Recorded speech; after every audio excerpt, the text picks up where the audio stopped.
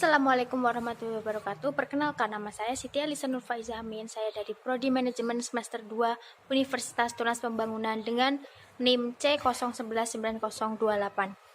Di sini saya akan sedikit mempresentasikan mengenai pengenalan manajemen kualitas oleh Ibu dosen Kurnia Darmaningrum. Yang pertama yang akan kita bahas adalah apa itu kualitas. 1. Menurut Juran tahun 1992, kualitas adalah kesesuaian dengan tujuan atau manfaat. 2. Menurut Crosby tahun 1979, kualitas adalah kesesuaian dengan kebutuhan yang meliputi availability, delivery, reliability, maintainability, dan cost effectiveness. 3. Menurut Deming tahun 1982, kualitas harus bertujuan memenuhi kebutuhan pelanggan sekarang dan di masa akan mendatang. 4. Menurut Garvin tahun 1987, kualitas berkenan dengan beberapa pendekatan, yaitu product based, usage based, manufacturing based, dan value based. Dan yang akan kita bahas untuk yang kedua adalah mengenai mengapa kualitas itu penting. 1. Untuk meningkatkan reputasi perusahaan. 2. Menurunkan biaya.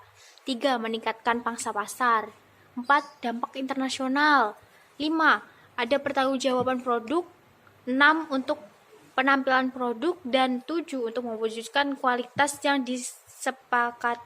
dirasakan penting. Dan yang akan kita bahas ketiga adalah mengenai penerapan manajemen kualitas. Dan di sini saya akan sedikit memberikan contoh kesadaran berkualitas di Disneyland. Selama 36 tahun di Disneyland, California menjaga reputasi kualitasnya. Mereka telah mencapai kesadaran reputasi yang tinggi melalui keputusan penyelenggaraan dan perhatian secara mendetail. Karyawan merupakan komponen penting dalam suatu perusahaan kualitas di Disneyland. Disneyland mempunyai lebih dari 12.000 orang karyawan pada 400 pekerja yang berbeda. Dan setiap karyawan adalah pemilik perusahaan, bukan hanya sekedar pelanggan. Di setiap karyawan berhak mengevaluasi pelaksanaan produk, pelatihan, pengupahan, dan pengelolaan perusahaan. Semua karyawan memiliki kesadaran kualitas berpartisipasi dalam program pengelolaan rutin. Misi yang dibawa Disneyland adalah semua karyawan harus menciptakan kebahagiaan, dan misi tersebut dapat tercapai karena manajemen selalu membuat karyawan bahagia dan puas dalam pekerjaannya. Dan yang akan kita bahas untuk yang keempat adalah untuk selanjutnya kita akan membahas mengenai total quality management. Menurut Ghosh dan David tahun 1998, pendekatan tersebut mempunyai karakteristik sebagai berikut. 1. Berfokus pada pelanggan. 2. Tujuan utamanya adalah kualitas. 3. Menggunakan pendekatan ilmiah dalam pengambilan keputusan dan penyelesaian masalah. 4. Komitmen terhadap kualitas dalam jangka panjang. 5. Mengadakan kerja tim.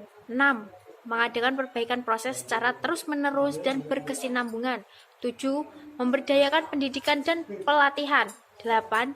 Adanya kebebasan dalam mengadakan pengendalian. 9. Adanya keseragaman dan kesamaan tujuan. 10.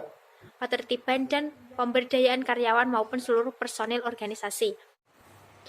Jadi kesimpulan yang dapat saya tarik dari presentasi saya barusan adalah manajemen kualitas bisa dikatakan merupakan sekumpulan kegiatan seperti merencanakan kualitas, mengorganisasikan kualitas, mengendalikan, dan mengevaluasi kualitas yang dilakukan untuk meningkatkan kinerja dalam artian kualitas kerja dan hasil kerja. Manajemen kualitas terpadu merupakan pendekatan yang umum digunakan untuk mendapatkan suatu kualitas yang diinginkan.